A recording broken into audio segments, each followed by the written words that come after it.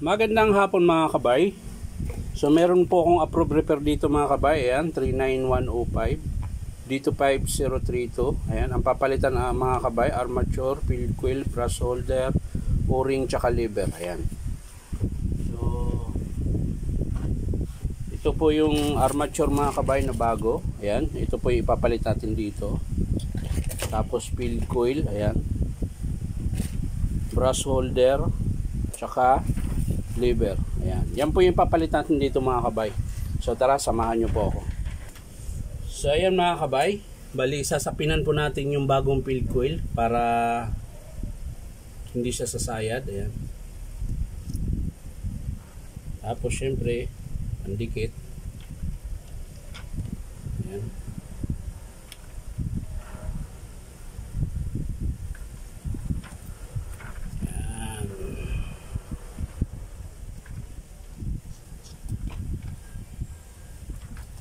So yan mga kabay, didikit na natin.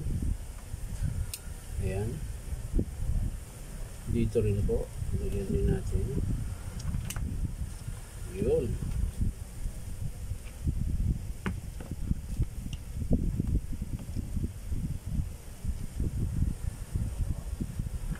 So ayan mga kabay, nasapinan ko na po siya. So papasok na natin dito. Ayan. Ayan. So pagpasok nito mga kabay, dahan-dahan lang po ang palo. Ayan. Ayan. Hanggang sa, ayan, dapat na siya mga kabay. Wala na po siyang palago. Ayan. So ngayon, armature naman ang ikakabit natin mga kabay. Ayan. So dito po ito mga kabay. Ito. Oh, ayan. So yan mga kabay, parehas naman siya.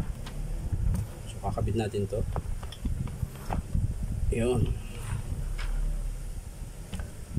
Tapos baffle mga kabay. Ayan. Tapos yung o-ring pala mga kabay, kailangan pala nating tanggalin to. Yung o-ring kailangan natin ikabit. So ayan mga kabay, nakuha ko na po yung o-ring. Ayan. Ito po yung o-ring na bago. Ito po yung luma. Ayan. Ito yung luma. So kakabit na natin mga kabay dito sa striker. Ayan. Tapos syempre grasa uli mga kabay. Lagyan natin ng grasa. Dating gawi at saka mo ilagay sa piston. Ayan. Tapos grasa ulit mga kabay. Ayan. Tapos saka nyo ibalik sa kanyang pinaglalagyan. Rubber mallet ulit mga kabay ang gamit. Yung bagong armature. Tingnan natin. Parang ang layo ah. Tingnan lang natin. Ayan. Pasok natin mga kabay dito sa housing nya. Ayun, pasok. So ayan, sasara na natin. Parang mga pa.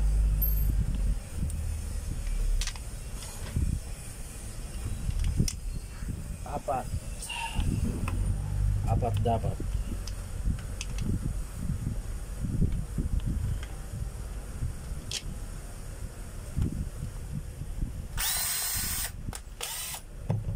Yan, hindi kasya.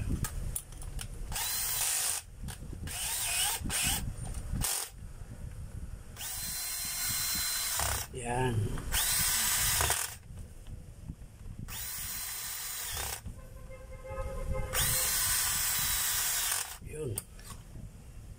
So okay na mga kabay. Ayan po, wala pong palagyan. So next, yung brush holder mga kabay. Saan yung brush holder? Ayun. Ito po yung brush holder niya na bago mga kabay. So yan po yung kakabit natin dito. So yan mga kabay, nakabit ko na yung brush holder. Ayan, i-screw ko na lang.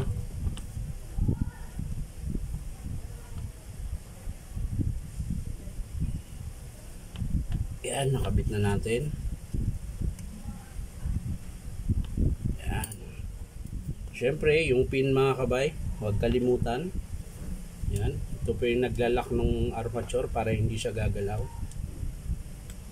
Ayan. So, siyempre, takip. Ayan. Rubber. So, yan na mga kabay, nakabit ko na. So, ang next natin ikakabit ay yung lever. Ayan, selector mga kabay.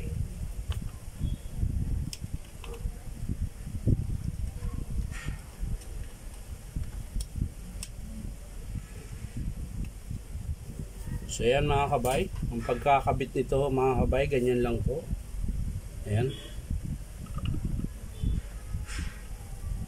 Ayan, tapos sabay ikot. Ayan, ayos na mga kabay, nakabit ko na. So next, so wala nang next mga kabay, isasara na natin. Ayan mga kabay, isasara na natin. At syempre, titesting natin kung gagana. Yan.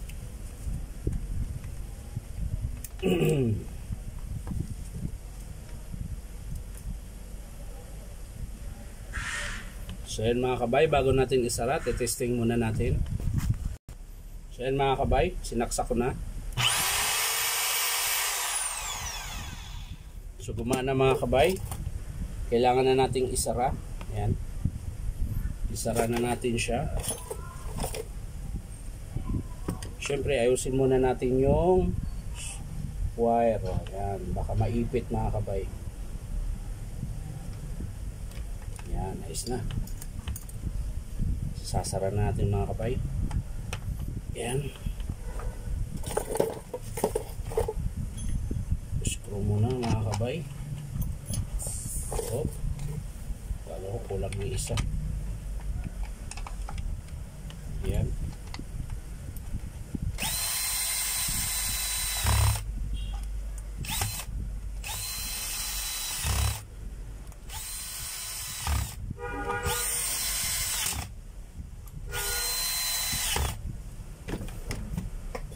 So yan na mga kabay. Ito na.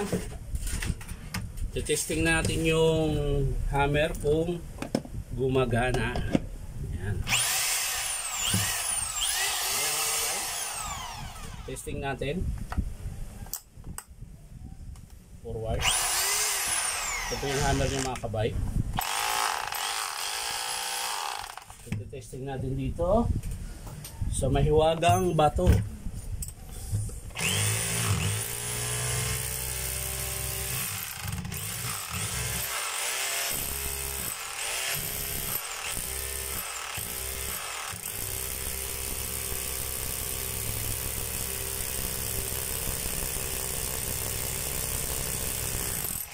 Ayan po, nabutas po yung bato.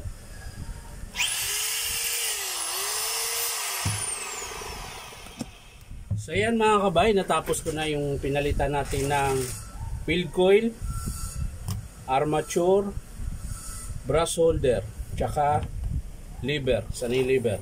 Ayun. Ayan. So yan lang po mga kabay, maraming salamat sa panonood at pa-like and share na rin po.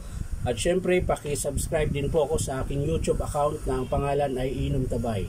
So yan lang po mga kabay, maraming salamat. Bye-bye.